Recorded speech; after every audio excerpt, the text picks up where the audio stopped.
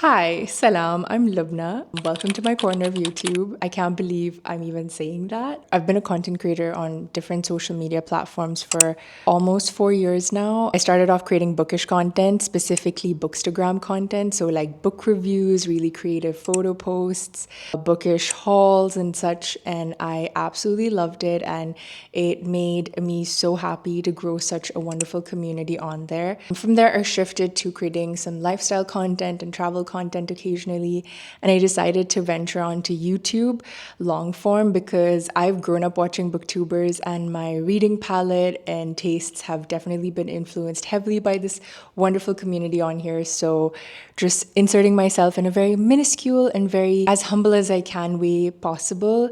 So I hope you enjoy all the bookish content I have in store. This is the short haul of books that I picked up at the Copenhagen bookstore.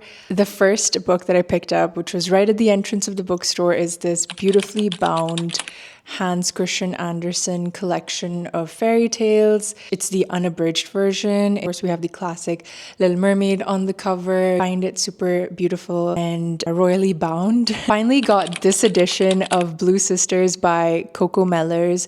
This book has definitely been getting a lot of hype. Follows four sisters, and being one of four sisters, I know books or stories about sisterhood always gets me, and I know that this is not going to be an exception. So it follows four sisters living in four different corners of the globe and have to reconcile with the death of one of them, and the story goes on from there. I know that it's going to be heartbreaking, but I'm excited for it nonetheless. Coco Mellors is an author I've wanted to check out. Let me know if you guys have checked this out and have loved it. Cover and color palette, I love it. Hera by Jennifer Saint. I did not know that this was going to be part of the wonderful Jennifer Saint feminist retellings of great Greek myths collection. I know she probably has a name for it, and I should have probably looked that up before. But Hera is the latest installment. I've already read Ariadne and I really enjoyed it. I've got Electra and Atalanta on my shelves, looking at me very, very angrily and confused as to why I brought them a new friend for everything that she does to disrupt every woman's lives in Olympus, being the ruthless queen that she is. Excited to see how they paint her in a light that makes us hate her a little bit less. Ended up picking up the last copy in the bookstore, and there was a girl that walked up to me and she was like,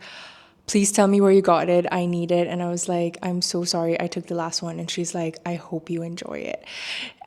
So I really hope I enjoy this. I picked up The Bookshop Woman by Nanako Hanada. And this is purely a cover, but definitely will be slightly twisted or maybe shed a light on the essence of humanity. Because I feel like a lot of Japanese translated fiction tend to do that. Whether they do it in a cozy way or a disturbing way, I will have to read and find out.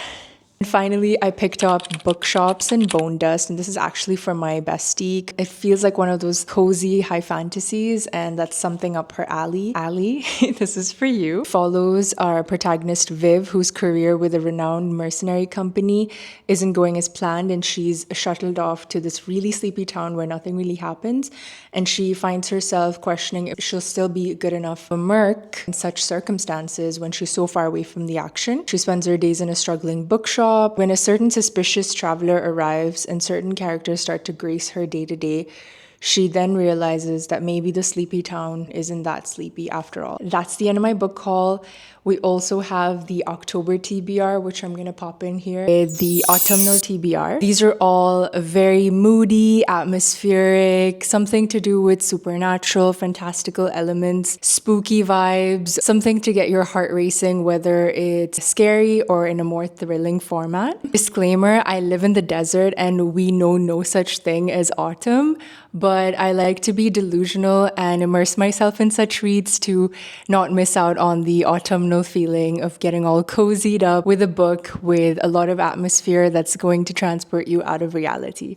So let's go. Oh my God, let me put this down. My first pick in my autumnal TBR is Bride by Ali Hazelwood. This is, I believe, Ali Hazelwood's first supernatural romance. This one follows Misery Lark, daughter of a powerful vampire family, and Chloe Morlin, alpha werewolf, and how they may or may not contribute to this paranormal Romeo and Juliet-esque vibe of a story. So I think this would be a fun read. Next, I have Vengeful by V.E Schwab. This book has been on my TBR for quite some time now. I devoured Vicious. It was truly an electrifying read. If you haven't picked that up, I highly recommend it. It also fits perfectly for this time of year when you want that dark, cozy read. Well, I wouldn't say it's cozy. It was definitely one that kept you at the edge of your seat. First line of the book is truly astounding. The night Marcella died, she made her husband's favorite dinner. What?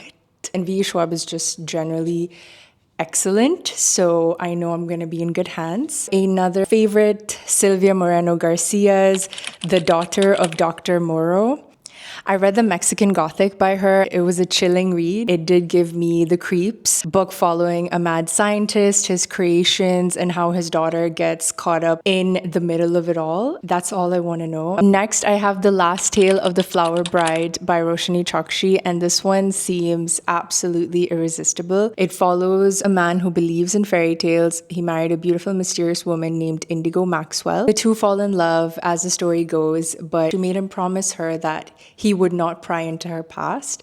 However, when she comes on the news that her estranged aunt is sick, she returns to her childhood home with her bridegroom, and he is just slowly but surely drawn into the enigma of this house that ends up revealing secrets and causing him to make a very difficult choice. Heard that the writing is beautiful and very transportive. The house is alive, but not really. There's more behind the scenes. Is such a great setting for an autumnal read. We Have Always Lived in the Castle by Shirley Jackson, a beloved haunted classic. Follows a peculiar family and a lot of secrets and a lot of probably murderous intentions, and unknowing family member visits them, and then a lot of the facade falls through and reality comes out, and sometimes reality is just scarier out in the light than in the shadows. Something about the premise also reminded me of Addams Family. I did enjoy that growing up, so I'm sure I'm going to enjoy this as well. Something a little bit funny, a little bit more lighthearted, but still keeping to the theme. This one follows Tan, who is an accidental medium who, with the help of the dead, is about to become an unwilling crime solver. Like, the blurb is excellent.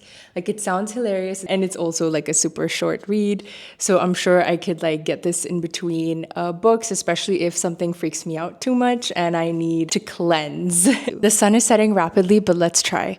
Next, I have Rebecca by Daphne du Maurier, a tale involving a haunting. It follows our protagonist who falls in love with a charming widower whose proposal takes her by surprise, and post her marriage, as she moves into his house, she sees that every corner hosts the phantom of his beautiful first wife, Rebecca, and it's a story about a woman who's consumed by love trying to find her identity, or perhaps get sabotaged by the ghost of his first wife. Next, we have Forest Grimm by Kathryn Purdie. From the cover and from the stunning illustrations, by the way, this is the Fairy Loot edition, beautifully gifted to me by my bestie. It follows the story of Clara, who lives in a village that had a book called the Book of Fortunes, and people in the village used to whisper to it their desires, and the book would reveal to them how to achieve them. But once it was used for evil, the forest snatched up the book and put the village under a curse, and the village and the villagers suffered. Whoever had ventured out into the forest to retrieve this book had never returned. Our protagonist Clara sets on a mission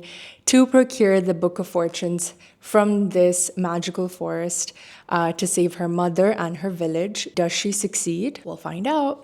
The Hacienda. So this book is described as Mexican Gothic meets Rebecca in this debut supernatural suspense novel set in the aftermath of the Mexican War of Independence about a remote house, a sinister haunting, and the woman pulled into their clutches. I'm not going to read beyond that. The cover is absolutely gorgeous. I think I may have put too many spooky books on this TBR.